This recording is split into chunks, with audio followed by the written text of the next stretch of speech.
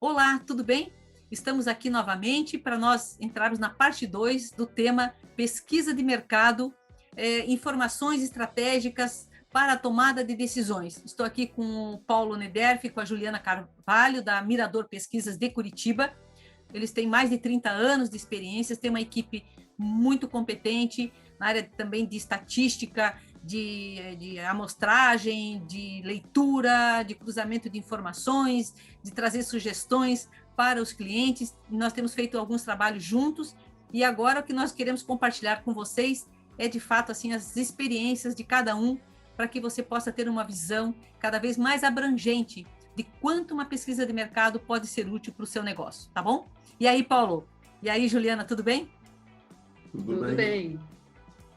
Legal. Vamos seguindo aqui com a nossa conversa. Legal. Então, você está no Repertório Marketing Talks. Seja bem-vindo.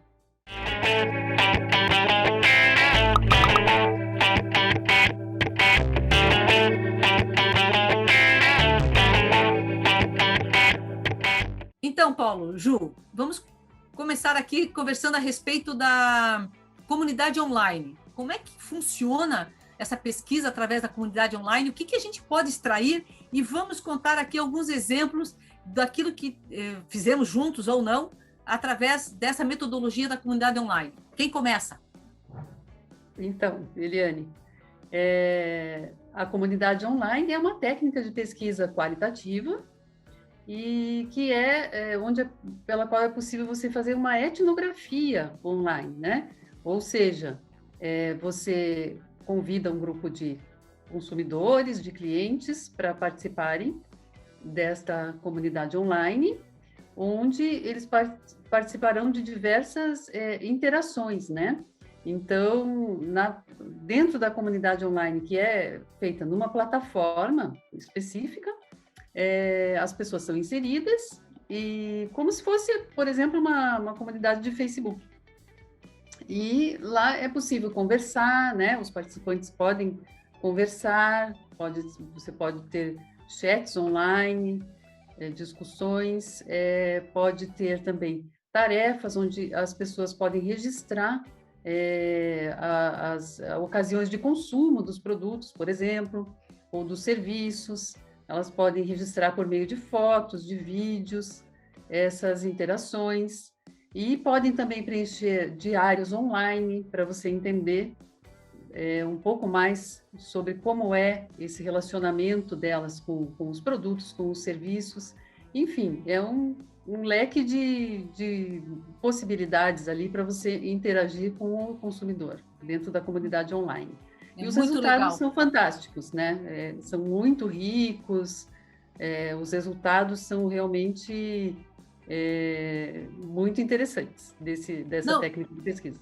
E é muito interessante também, ligando com o que o Paulo falou lá na parte 1 da nossa conversa, como esse trabalho da comunidade online consegue ser ágil, né, num tempo curto, você consegue trazer, você estabelece as tarefas para os participantes, como eles alimentam até muito mais, porque eles, por exemplo, têm que colocar um vídeo por dia, 3 fotos por dia, eles multiplicam isso, eles mandam 3, 4 vídeos, põe meia dúzia de fotos, essa participação e essa agilidade, né, Paulo?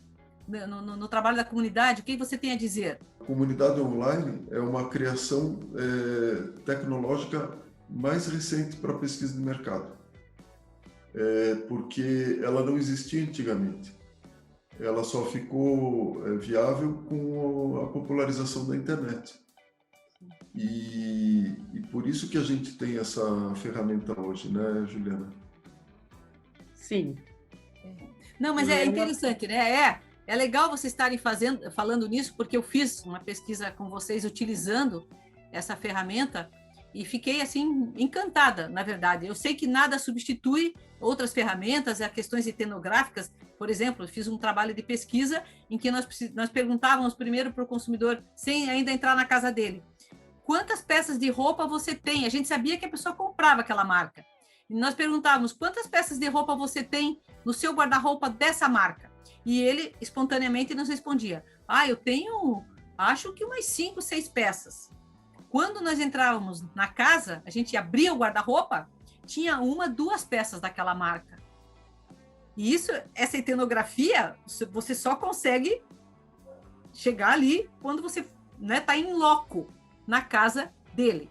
É diferente, eu entendo as limitações de uma determinada metodologia e de outra, mas essa da comunidade online, como eu disse, me encantou porque o consumidor entrou, por exemplo, no supermercado e foi filmando tudo, ele foi filmando, ele nem pediu autorização nem nada, o consumidor entrou à vontade para mostrar como que ele estava comprando aquele produto, o que ele estava buscando. Na hora que ele pegou o produto, ele considerou, sei lá, a qualidade da embalagem, a aparência do produto, o preço, e ele falando e conversando, foi muito espontâneo. E isso eu achei que enriqueceu bastante. E o fato também de que quando nós pedíamos um vídeo, vieram meia dúzia de vídeos.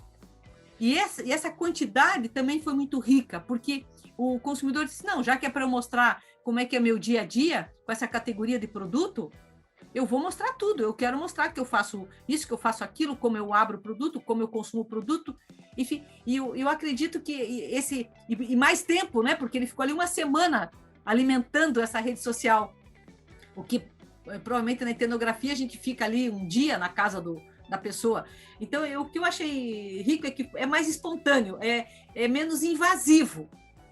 Provavelmente pode ter as suas limitações, mas eu achei muito rico e achei que o que a gente conseguiu extrair foi muito valioso. Né? Sim, com certeza. É uma ferramenta fantástica para você acompanhar o consumidor no dia a dia, como você disse, por um período mais prolongado, né? E ele pode interagir em várias situações, né? Em várias situações, tanto em casa quanto no ponto de venda, e até mesmo pode ser utilizado até mesmo para acompanhar uma compra online também, por exemplo. Sim. O uso de um aplicativo, de um software, né? Então, para todo tipo de produtos, de serviços. E a jornada de compra também, você consegue, claro, você vai fazer uma compra online, ele vai fazendo, quais são os sites que eu visitei, o que eu procurei, como é que eu fiz a minha pesquisa de preço, como é que eu decidi, e isso, principalmente hoje, para quem está querendo abrir o seu e-commerce, ou quem já tem e quer dar uma melhorada, essa pesquisa aí, ela é fantástica. Você tem alguma coisa para dizer aí, Paulo? E também esse tipo de vídeo é muito melhor para o cliente assistir e entender qual é a realidade do cliente dele, sim, do que um parágrafo frio escrito num slide de PowerPoint, por exemplo. Sim. Num slide ele vai entender racionalmente aquilo, mas numa filmagem e no cliente mostrando a realidade, ele vai entender no calor da situação. É bem diferente as duas situações. Me pareceu assim mais autêntico, porque ele não teve que se preparar, vamos dizer assim, né? É do dia a dia, do cotidiano, sei lá, uma situação, por exemplo, de um almoço, de um jantar. Ele teve vários momentos e ele escolheu um onde ele filmou aquele momento, colocou a câmera lá e deixou a coisa rolando, porque não tinha nenhum estranho ali, né? E ele consegue ser muito mais espontâneo, a família consegue ser mais espontânea. Eu achei bastante rico. Bom, mas não sei se vocês querem completar mais alguma coisa com relação a essa metodologia da comunidade online, porque eu queria falar também agora de um projeto que a gente está tocando, que é a utilização do WhatsApp. Vocês têm algo? O WhatsApp também é uma ferramenta que nós utilizamos atualmente, e que é possível você, por WhatsApp, por exemplo, compartilhar links de pesquisas quantitativas, e é possível também fazer discussões em grupo, né? E acho que até o Paulo teve uma experiência recente agora, de um projeto que ele conduziu, com um grupo pelo WhatsApp. Como é que foi aquele projeto, Paulo? Então, eu fiquei bem surpreso. Quando me pediram para fazer um grupo em WhatsApp com formadores de opinião, bem durante a pandemia, o auge da pandemia, assim. E eu pensei, poxa, fiquei bem duvidoso se ia dar uma quantidade razoável de informação. Fizemos um primeiro grupo que durou mais ou menos 1h30 e deu várias páginas de texto. As pessoas escreviam assim quase compulsivamente sobre as preferências e as ideias que elas tinham a respeito do que a gente estava pesquisando. O cliente ficou tão satisfeito com a quantidade de conteúdo que depois do primeiro ainda pediu mais 7 grupos consecutivos e já está decidido a fazer mais grupos esse ano. Puxa. Então é uma ferramenta que a gente ainda não tem muita familiaridade, porque as pessoas têm que ter uma boa instrução para poderem transformar rapidamente o que elas estão pensando em um texto rico, né? Mas com formadores de opinião, por exemplo, é algo que funciona maravilhosamente. Legal. Você há pouco até nós estávamos conversando na parte 1 do nosso trabalho, até do tempo, sobre, por exemplo, uma reunião de grupo, uma pesquisa qualitativa em Focus Group. E, porque demorou mais tempo, porque era online, demorou um pouco mais de tempo.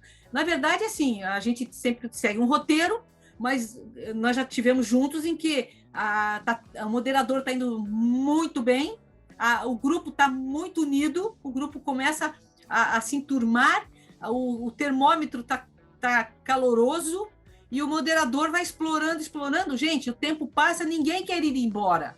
Né? A gente sabe que tem um tempo limitado, mas quando a coisa começa a esquentar e todo mundo começa a ficar amigo e gostar de falar do assunto e dar opinião, gente, vamos lá aproveitar, porque ninguém quer ir embora. Então, pro investidor nessa pesquisa, quanto mais informação ele tiver e aquilo for aprofundando e for melhor, sem se tornar repetitivo, é fantástico. Né? Então, claro, não precisa demorar 3 dias ali no Focus Group, mas se demorar 1 hora a mais do que o tempo que a gente está acostumado, de 2 horas e pouquinho, levar 3 horas, está de bom tamanho, porque as pessoas ainda estão muito disponíveis e dependem muito do calor do momento. Né? Isso também é como você está dizendo, poxa, pegar ali esse grupo e fazer eles participarem, interagirem, escreverem, né? Isso também é bem legal. Então, mas isso acontece. Muitas vezes uma discussão em grupo acaba se alongando até pelos próprios participantes, né? E continuam falando e a gente vai sentindo como que está essa disposição deles para continuar, né? Ou não seguir adiante, né? Para deixar bem esclarecido, o grupo que eu citei, que eu fiquei 3h30 com o pessoal, eu não maltratei os coitados dos pesquisados. Antes de começar o grupo, eu já tinha combinado com eles que ia durar isso mesmo. Eu falei para eles, olha, vai durar pelo menos 3 horas, mas talvez chegue a 3h30, que a gente já tinha calculado. Sim. E fizemos um intervalo na metade do grupo para as pessoas relaxarem um pouquinho, tomarem uma água, irem no banheiro e tal. E as pessoas ficaram muito satisfeitas com a pesquisa, sabe? Legal. Um dos segredos da pesquisa de mercado é você tratar muito bem o pesquisado, porque ele é uma espécie de consultor que está dando um testemunho da experiência de vida dele para você. Muitas vezes até grátis, como são as pesquisas quantitativas, né? E a gente tem que tratar, além de tratar muito bem por causa dessa sessão de conhecimento dele, a gente também tem que tratar muito bem porque o pesquisado para todos os compromissos dele para ficar, às vezes, meia hora, 1 hora, inesperadamente respondendo um questionário. Então, para a gente, assim, são os nossos heróis diários, que nos ajudam e a gente procura ser, assim, o mais simpático, agradável e solícito, assim, aos entrevistados. Ainda bem que tem gente que gosta de participar e dar opinião, é bonito da gente ver. Bom, me contem aqui alguns casos, por exemplo, de pesquisas realizadas pela Mirador, em que um possível fracasso, né, que vocês salvaram algum possível fracasso de um cliente por conta da pesquisa. Ele ia por um caminho e, de repente, ele parou e disse, não, deixa eu ir lá pesquisar, e a pesquisa salvou aquele fracasso. Tem algum case para contar para a gente? Eu vou começar citando um, então. Tá. Um estabelecimento de ensino a nível nacional tinha um problema com o seu ensino médio. E ele nos procurou para saber como que ele poderia resolver, né? Porque o ensino médio dele não tinha o mesmo brilho dos anos anteriores. Nós descobrimos apenas que era um problema de comunicação. Os alunos iam muito bem no vestibular, mas os pais não sabiam disso. E daí o colégio melhorou em muito a comunicação sobre os alunos que tinham conseguido passar em excelentes faculdades, né? E mudou completamente. Hoje em dia ele é primeiro lugar em várias cidades, se tornou um sucesso, e isso foi graças à informação de uma mãe que foi passada num grupo, porque as mães estavam discutindo muito durante um grupo, dizendo que os alunos não passavam em boas faculdades e tal. E daí uma mãe disse assim, não, mas passam sim, o meu filho passou. E as outras se surpreenderam e perguntaram, mas como é que a gente não sabe? E daí a direção entendeu que era um problema de comunicação. Isso tornou-se, mudou completamente o rumo da entidade de lá para cá. Porque, só para complementar, né, eu lembro desse estudo, e o que acontecia é que ao final do ensino fundamental os alunos saíam, eles iam para outros colégios, porque os outros colégios tinham uma comunicação de quem aprova no vestibular. Isso mesmo. Então, com essa mudança de estratégia, os alunos passaram a permanecer no colégio, no ensino médio. Legal. Tem mais algum caso, assim, Olha, ou ao contrário, que os resultados ajudaram a marca a tomar uma decisão, né? Que sem essa informação a empresa não teria tomado, e que de fato deu um rumo de sucesso, para ser bacana, né? Partindo do princípio de que aquela informação fez com que a empresa tomasse uma decisão bacana para, enfim, obter resultados melhores.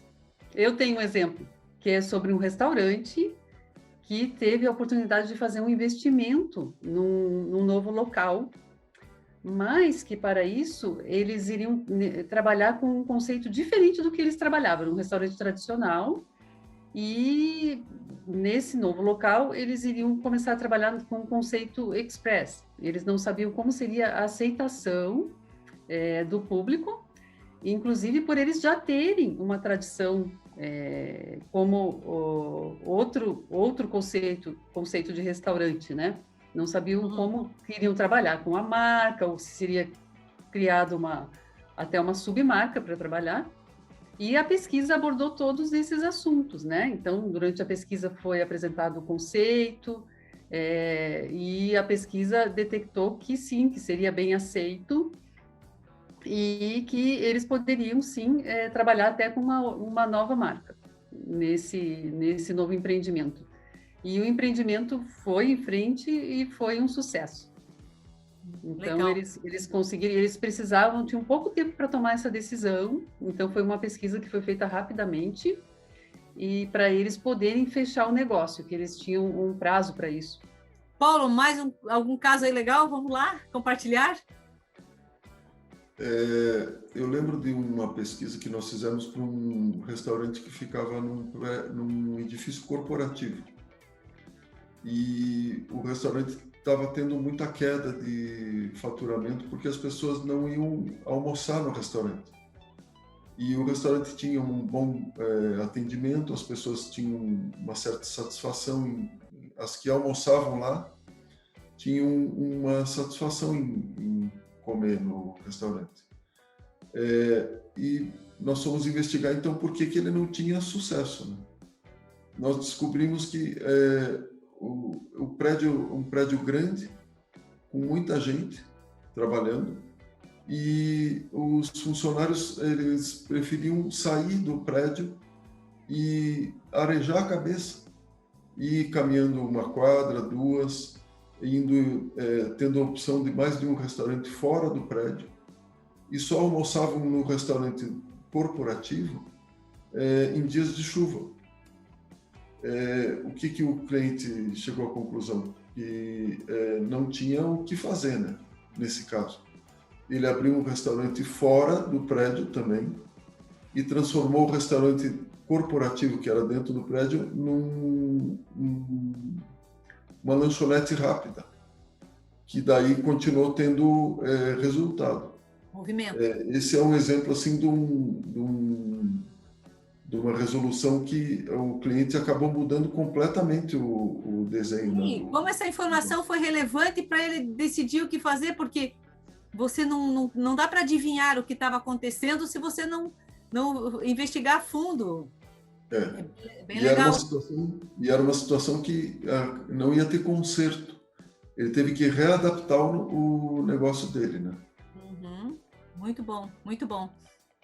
Bom, eu gostaria de compartilhar também uma experiência de um trabalho de pesquisa com varejo supermercadista. Eu trabalho bastante com essa área de varejo, embora tenha experiência também no vestuário, calçados e também automobilístico. Primeiro de você entender o perfil do público que frequenta a tua loja, comparado com o perfil dos seus concorrentes. Por que esse consumidor compra mais, de repente, na sua loja do que na concorrência? Vice-versa. O que ele aprecia mais na sua loja do que na concorrência? Quais são os pontos fortes e fracos, atributos e tal? E é muito interessante quando você pergunta palavras que esse consumidor tenha a dizer com relação às marcas. Então, a marca que está pagando pela entrevista, pela pesquisa, e também dos concorrentes. E acabam surgindo uma nuvem de expressões onde você consegue, já aconteceu, de identificar ali dentro dessa nuvem de expressões algo que se diferenciava da concorrência. Tudo era a mesma coisa dita para a concorrência, só que para essa marca que a gente estava estudando, e o consumidor não sabia, que a gente estava pesquisando, veio ali na nuvem uma expressão dita pelo consumidor, e nós nos apropriamos daquela palavra, criamos dali o eixo da comunicação, dali surgiu o slogan, dali surgiu toda uma campanha, né, que trouxe para o cliente, depois aquilo ali foi sendo, a gente chama campanhável, porque nós conseguimos declinar dessa palavra um conceito, enfim, e que trouxe, segundo o cliente, depois de 3 anos trabalhando sempre dentro do mesmo conceito, do mesmo eixo da comunicação, que veio da pesquisa, o cliente teve 30% de aumento nas vendas, dito pelo cliente. Então, é interessante como você consegue, de uma pergunta, olhar e ver que havia ali um diferencial para a marca que a gente estava estudando, e dali você crescer e fazer uma campanha que foi realmente um sucesso muito grande para a marca e trouxe muitos resultados. Isso também é um exemplo para a gente ver como a pesquisa pode ajudar a mudar, a modificar um cenário de um cliente para melhor. Muito bom, Eliane. Paulo, tem aí mais uma história? Outra situação que a gente enfrentou foi uma grande companhia de distribuição de combustíveis estava sofrendo uma pressão muito grande da própria equipe comercial, pedindo para baixar o preço dos lubrificantes. Nós fizemos uma pesquisa durante uns 4 anos, até eles terem certeza que os valores deles estavam compatíveis com o mercado. Ao contrário da equipe comercial que sempre pedia para baixar o preço, eles descobriram que o preço estava completamente compatível. E isso economizou muito dinheiro da companhia, né? Porque não havia necessidade de baixar preço. Então, por isso é que a pesquisa traz muita confiança também no retorno da informação. Às vezes mais confiança do que o próprio cliente ou o próprio funcionário. Nós fizemos uma pesquisa uma vez para um shopping, que ele ficava numa região nova, numa capital, né? Onde estavam surgindo vários condomínios de nível mais alto, imóveis de alto padrão, e a administração do shopping tinha intenção de atender a esse público novo que estava vindo para aquela região, que era um público de um padrão social mais alto. Porém, eles observavam que, na verdade, a frequência do shopping deles era de uma classe média baixa, e eles não entendiam porque eles não conseguiam atrair esse público que eles almejavam, né? Então, eles queriam atender a esse público. E aí, com a pesquisa, nós descobrimos assim que pela localização do shopping, então, o que acontece nessa região específica?